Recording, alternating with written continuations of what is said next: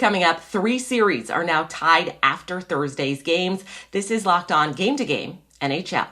Every game, every team, every angle. Locked On Game to Game, your team every day. Welcome in. You're listening to Locked On Game to Game NHL. Local experts join us to go over the playoff matchups from last night in the NHL. I'm your host, Kainani Stevens. Thank you for making Locked On your first listen every single weekday. The Toronto Maple Leafs tie their series with the Lightning behind a Game 2 hat trick from John Tavares. And Locked On Leaves looks at where things stand as the series now heads to Tampa.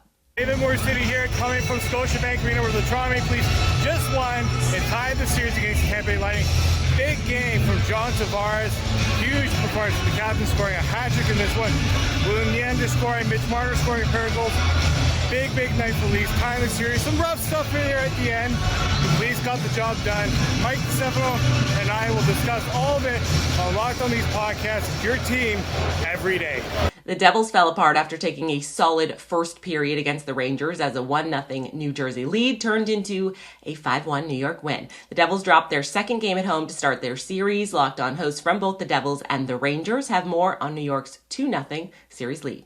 What's up? This is Trey Matthews of Locked On Devils, and here is my post-game reaction. So, the New Jersey Devils dropped Game 2 against the New York Rangers by a score of 5-1. They now trail the Rangers 2-0 in this series, and they have to head back to enemy territory in this deficit. So, the big storyline going into the matchup was that Jonas Siegenthaler was scratched in favor of Brendan Smith. Miles Wood was moved up from the 4th line to the 3rd line, which was quite questionable. And I guess the mindset for Lindy Ruff was that he wanted to see more physicality. Unfortunately, he got a little too much physicality. So be careful what you wish for, because the New Jersey Devils allowed for the New York Rangers to go into 7 man advantages, and Chris Kreider was able to score twice on the power play. And the hits were even 39 apiece, but things got chippy towards the end. That saw a lot of players head to the showers early. So unfortunately, that plan backfired for Lindy Ruff. Devils were atrocious 5-on-5, with the exception of the beginning of period number 3. But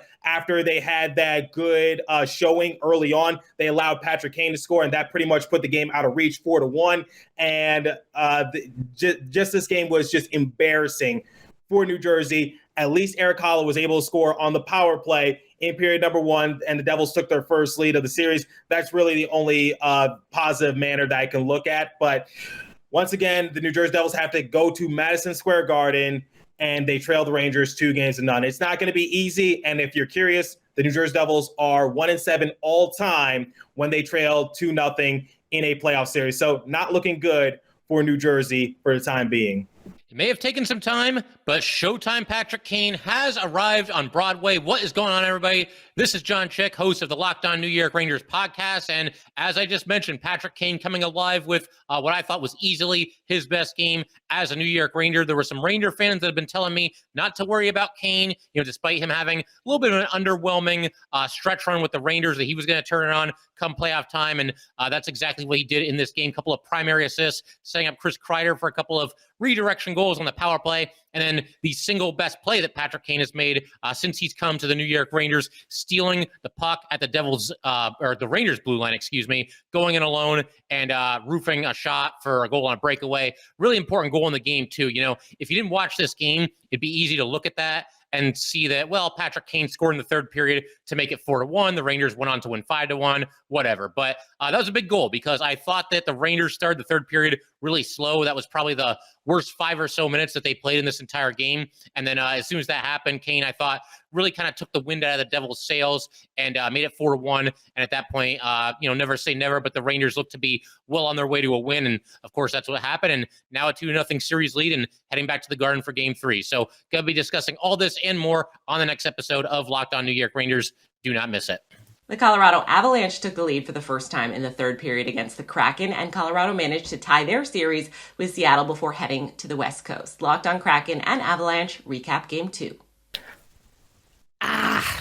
The Seattle Kraken squander an early lead and drop Game 2 to the Colorado Avalanche 3-2.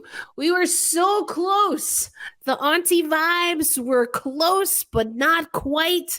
I said we were going to have a tight game. I said it was going to be a wild game. And I said we were going to overtime. Colorado Avalanche got their third goal in the third period with about 6 minutes left in regulation, and the Seattle Kraken pulled Grubauer a time or two, just couldn't find the equalizer. Thought we started really well.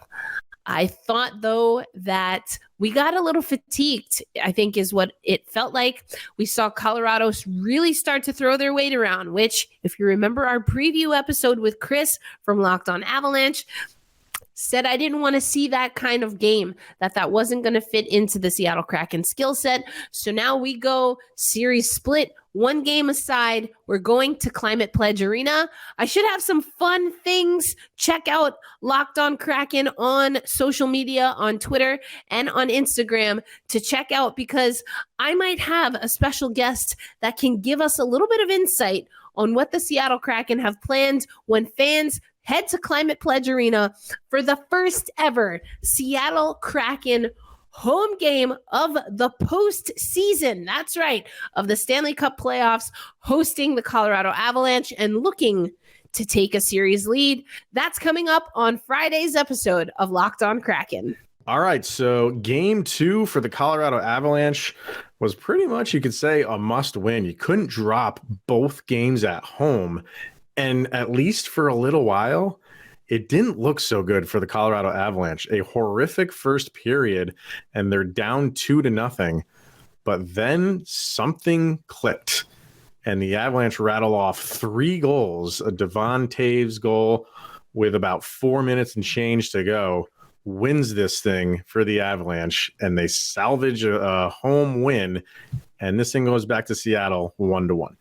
They split the series at home going into Seattle, but you can almost see the moment when the Avalanche go from trying to win the game to playing their game. One way, our way.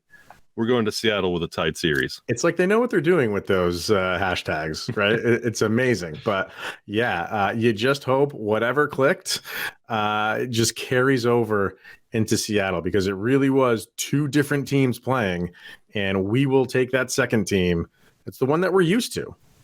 We'll take that every single game, because they're going to be tough to beat when they play like that. The Golden Knights dominated in Game 2 to tie their series with the Jets at 1-1, and our Locked On Jets host tells us what went wrong on the Winnipeg side.